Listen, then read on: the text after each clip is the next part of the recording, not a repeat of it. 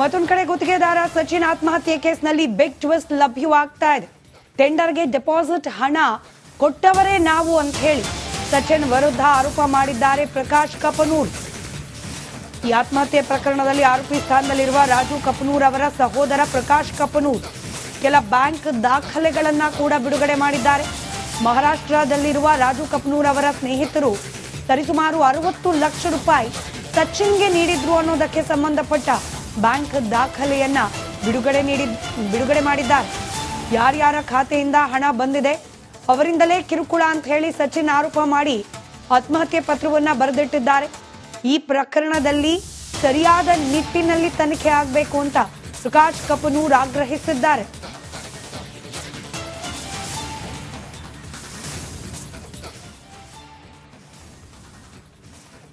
ಸಚಿನ್ ಪಾಂಚಾಳ ಅಂತಮೋ ನಮ್ಮ ಬ್ರದರ್ ರಾಜು ಕಪ್ನೂರ್ ಏನದರಲ್ರಿ, ಅವ್ರ ಮೇಲೆ ಸುಮ್ಮನೆ ಆರೋಪ ಮಾಡ್ತಾ ಇದ್ದಾನೆ ರೀ.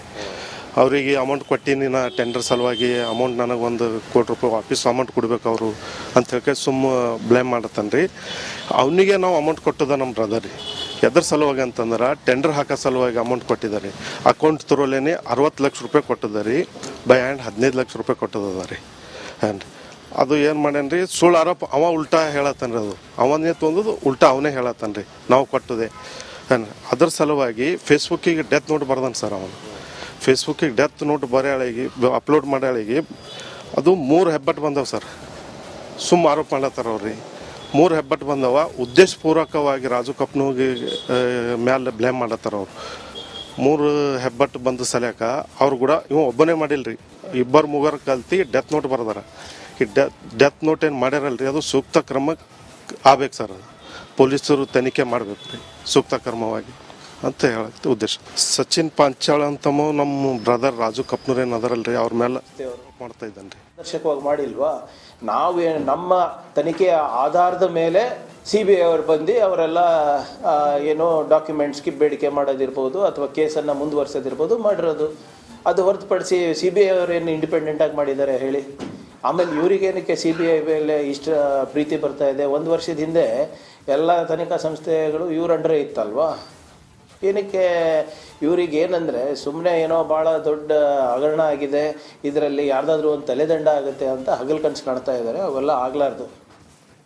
ಸರ್, ಅವರು 4ನೇ ತಾರೀಕು ತನಕ ಸಮಯ ಕೊಡ್ತೀವಿ, ಮನೆ ಮುತ್ತಿಗೆ ಹಾಕ್ತೀವಿ ಅಂತ ಹಾಕ್ಲಿ, ಯಾರು ಬೇಡ ಅಂದಿದ್ದಾರೆ? ಏನಂತ ಮುತ್ತಿಗೆ ಹಾಕ್ತಾರೆ? ಒಂದು ಸಾಕ್ಷಿ ಇದೆ ಅನ್ರಿ.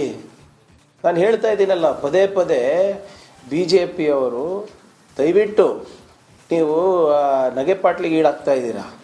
ನೀವೇನು ಪ್ರತಿಭಟನೆ ಮಾಡ್ತಾ ಇದ್ದೀರಾ, ಜನರು ನಗ್ತಾ ಇದ್ದಾರೆ, ಹಾಸ್ಯಾಸ್ಪದ ನೀವು ಮಾಡ್ತಾ ಇರೋದು.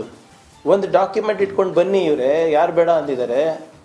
ಒಂದು ಡಾಕ್ಯುಮೆಂಟ್, ಒಂದು ಪುರಾವೆನೋ, ಒಂದು ಯಾವುದಾದ್ರೂ ಒಂದು ರೆಕಾರ್ಡಿಂಗು ಏನಾದರೂ ತೊಗೊಂಡು ಬಂದು ಹಿಂಗೆ ಆಗ್ತಾ ಇದೆ, ಪ್ರಿಯಾಂಕ್ ನೇರ ಕಾರಣ ಇದಕ್ಕೆ ಅದು ಇಟ್ಬಿಟ್ಟು ಮಾತಾಡಿ. ಯಾರು ಬೇಡ ಅಂದಿದ್ದಾರೆ? ಏನಂತ ನೀವು ಮುದ್ಗೆ ಹಾಕ್ತೀರಾ ಕಲಬುರಗಿನಲ್ಲಿ? ನಾಚಿಕೆ ಬರ್ಬೇಕು ನಿಮಗೆ. ನೀವು ಪ್ರಿಯಾಂಕರ್ಗೆ ಆಪ್ತ ಮಾಡಿರಬಹುದು ಅಂದ್ಬಿಟ್ಟು ಈ ನಾಟಕನ ನಿಮ್ಮಲ್ಲಿ ಆಗಿರೋದು ಪ್ರೂವ್ ಆಗಿದೆ ಅಲ್ಲ, ಅದ್ರ ಬಗ್ಗೆ ಯಾಕೆ ಮಾತಾಡ್ತಾ ಇಲ್ಲ? ಆಮೇಲೆ ದಯವಿಟ್ಟು ಮತ್ತೊಮ್ಮೆ ನಾನು ಹೇಳ್ತಾ ಇದ್ದೀನಿ ನಮ್ಮ ಮಾಧ್ಯಮ ಸ್ನೇಹಿತರಿಗೆ, BJP ನಾಯಕರಿಗೆ ಯಾಕೆ ಸೀರಿಯಸ್ ತಗೋತಾ ಇದ್ದೀರಾ ನನಗೆ ಅರ್ಥ ಆಗ್ತಾ ಇಲ್ಲ. 1 ನಿಮಿಷ ಹೇಳ್ತೀನಿ ಸರ್. BJP ಅವರೇ ಅವ್ರ ಲೀಡರ್ಶಿಪ್ಪಿಗೆ ಸೀರಿಯಸ್ ತಗೊಳಲ್ಲ. ನೀವು ಯಾಕೆ ತಗೊತಾ ಇದ್ದೀರಾ? ಮುನಿರತ್ನ ಕೇಸ್ನಲ್ಲಿ 1 ನೋಟಿಸ್ ಜಾರಿ ಆಗಿದೆ ಏನ್ರಿ? 1 ನೋಟಿಸು. ಯಾಕೆ ಹಿಂಗೆ ಆಗ್ತಾ ಇದೆ, ಯಾಕೆ ಪಕ್ಷದ ಹೆಸರು ಹಾಳು ಮಾಡ್ತಾ ಇದ್ರ, ಇದೆಲ್ಲ ಆಗಿರೋದು ನಿಜಾನ ಇಲ್ಲ ಅಂತ ವಿಜೇಂದ್ರ ಅವರಾಗಿರ್ಬೋದು, ಅಶೋಕ್ ಅವರು ನೋಟಿಸ್ ಕೊಟ್ಟಿದ್ದಾರಾ? ಅಶೋಕ್ ಅವ್ರ ಮೇಲೆ ಇಂಜೆಕ್ಷನ್ ಚುಚ್ಚಕ್ಕೆ ಹೋಗಿದ್ರಂತ ಅವ್ರ ಪಾರ್ಟಿದವ್ರು ತಾನೇ ಹೇಳಿದ್ದು. 1 ನೋಟಿಸ್ ಕೊಡೋಕ್ಕಾಗ್ತಾ ಇಲ್ಲ. ಯತ್ನಾಳ್ ಅವ್ರು ಇಷ್ಟೆಲ್ಲ ಮಾತಾಡಿದ್ರು 1 ನೋಟಿಸ್ ಕೊಟ್ಟಿಲ್ಲ ಇಲ್ಲಿ ರಾಜ್ಯ BJPದವರು. ರೇಣುಕಾಚಾರ್ಯ ಅಷ್ಟೆಲ್ಲ ಮಾತಾಡ್ತಾರೆ, 1 ನೋಟಿಸ್ ಕೊಟ್ಟಿಲ್ಲ. ಯಡಿಯೂರಪ್ಪ ಅವ್ರ ಪಾಕ್ಸ್ಕೋ ಬಗ್ಗೆ ಮಾತಾಡಕ್ ತಯಾರಿಲ್ಲ. BJPನಲ್ಲೇ ಯಡಿಯೂರಪ್ಪ ಅವ್ರ ವಿರುದ್ಧವಾಗಿ ಮಾತಾಡಿದ್ರೆ 1 ನೋಟಿಸ್ ಕೊಡೋ ಯೋಗ್ಯತೆ ಇಲ್ಲ ಈ BJP ಲೀಡರ್ಗಳಿಗೆ. ಅಲ್ಲೇ ಕೌಡೆ ಕಾಸು ಕೀಮತ್ತಿಲ್ಲ ಅವ್ರ ಮಾತಿಗೆ. ಪಬ್ಲಿಕ್ನಲ್ಲಿ, ಮಾಧ್ಯಮದಲ್ಲಿ ಮತ್ತೆ ನಾನು ಯಾಕ್ರಿ ಕೇಳಬೇಕು ಅವ್ರ ಮಾತು? ಇವೆಲ್ಲನೂ ಅವ್ರ ಪಕ್ಷದಲ್ಲೇ ನಡೀತಾ ಇರೋದಲ್ಲ. 1 ನೋಟಿಸ್ ಕೊಟ್ಟಿದ್ದಾರೆ ನೋಡಿ. ಅನ್ವರ್ ಮಾನ್ಪಡಿಗೆ 150 ಕೋಟಿ ರೂಪಾಯಿ ಕೊಡಬೇಕು ಅಂತ ಹೋಗಿದ್ರು ಅಂದ್ಬಿಟ್ಟು ಸ್ವಂತ ಅನ್ವರ್ ಮಾನ್ಪಡಿನೇ ಹೇಳಿರೋದು. ಅವ್ರಿಗೆ ನೋಟಿಸ್ ಕೊಟ್ರಾ? ಇಲ್ಲ, ಯಾಕೆ ಹಿಂಗೆ ಮಾತಾಡ್ತಾ ಇದ್ದೀರಾ BJP ರಾಜ್ಯಾಧ್ಯಕ್ಷರ ವಿರುದ್ಧ ಅಂತ ಕೊಟ್ರೇನ್ರಿ ನೋಟಿಸ್ ಅವರಿಗೆ? C, when they don't take their leadership only seriously, why should I take? ಅವ್ರ ಮಾತಿಗೆ ಬೆಲೆ ಇದೆ ಅಂತೀರಾ BJPನಲ್ಲಿ? ಎಲ್ಲರೂ ಬಾಯಿಗೆ ಬಂದಂಗೆ ಮಾತಾಡ್ತಾರೆ, ಮನ್ಸಿಗೆ ಬಂದಂಗೆ ಮಾತಾಡ್ತಾರೆ, ಒಬ್ಬೊಬ್ರು ಕಿತ್ತಾಡ್ತಾರೆ.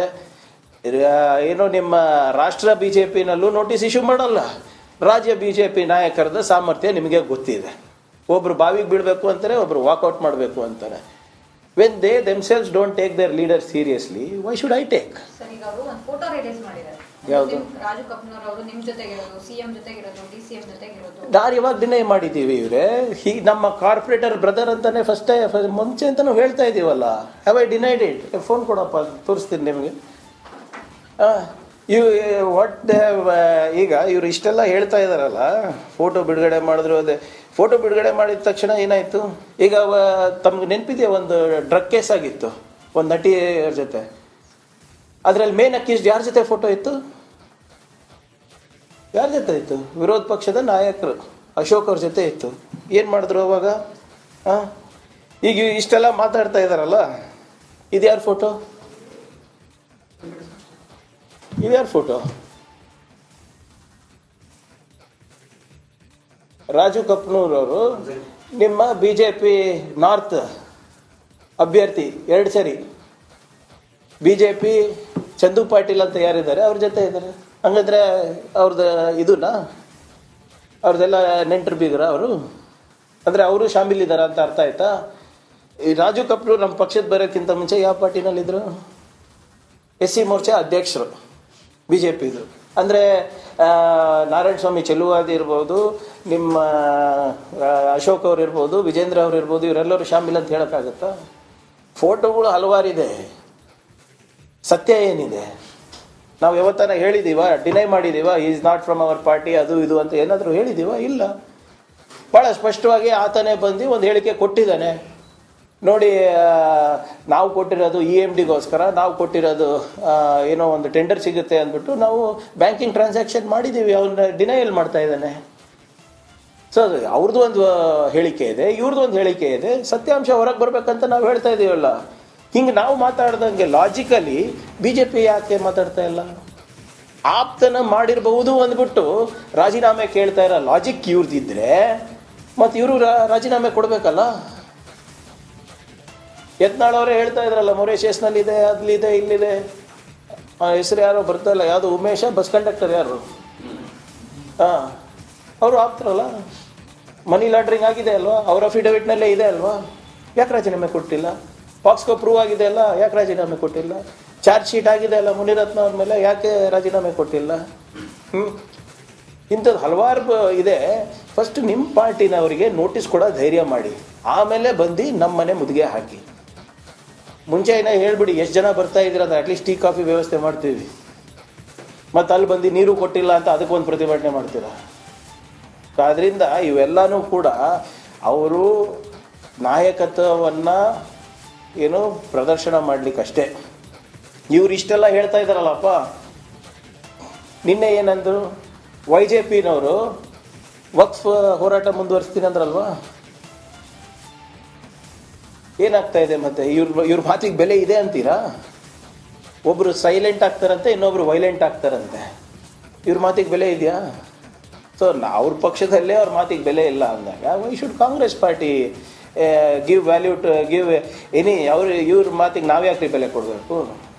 ಸೊ ಅದರಿಂದ ಇವರು, ನಾನು ಮೊನ್ನೆನೂ ಹೇಳಿದ್ದೀನಿ, ಎಷ್ಟೇ ಚೀರಾಡ್ಕೊಳ್ಳಿ, ಬಟ್ಟೆ ಹರ್ಕೊಳ್ಳಿ, ರಾಜೀನಾಮೆ ಪ್ರಶ್ನೆ ಇಲ್ಲ. ಬೇಕಾದರೆ ಈಗ ಒಂದು ಸಾಕ್ಷಿ ಕೊಟ್ಟು ಮಾತಾಡಲಿ, ಅವಾಗ ನಾವು ಮಾತಾಡ್ಬೋದು. ಇಲ್ಲಾಜಿಕಲ್ಲಾಗಿ ಮಾತಾಡಿದ್ರೆ, ಯಾವುದೇ ಕಾನೂನು ಆಧಾರಿತವಾಗಿ ಮಾತಾಡಲಿ, ಸಾಕ್ಷಿ ಇರಲಾರ್ದೆ ಮಾತಾಡಿದ್ರೆ ಏನಂತ ದಿನ ಉತ್ತರ ಕೊಡೋದೇ ಆಗುತ್ತೆ ಅವರಿಗೆ? ಅದೇ ಕೆಲಸ ಆಗುತ್ತೆ ನಮಗೆ.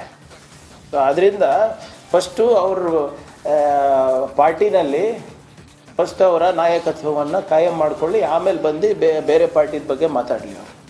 Thank you. ಯಡಿಯೂರಪ್ಪನವರು ವಿಚಾರ ನೀವು ಪದೇ ಪದೇ ಪ್ರಸ್ತಾಪ ಮಾಡಿದ್ದಕ್ಕೆ ಪ್ರಿಯಾಂಕ್ ಖರ್ಗೆ ಅವರೇನು ಸುಪ್ರೀಂ ಕೋರ್ಟಾ, ಹೈಕೋರ್ಟಾ? ಇವ್ರು ಸುಪ್ರೀಂ ಕೋರ್ಟಾ? ಇವರೆಲ್ಲ ಹೇಳ್ತಾ ಇದ್ದಾರಲ್ಲ ಇವಾಗ ನಾವು ರಾಜೀನಾಮೆ ಕೊಡಬೇಕು, ಅದು ಇವ್ರು ಸುಪ್ರೀಂ ಕೋರ್ಟಾ?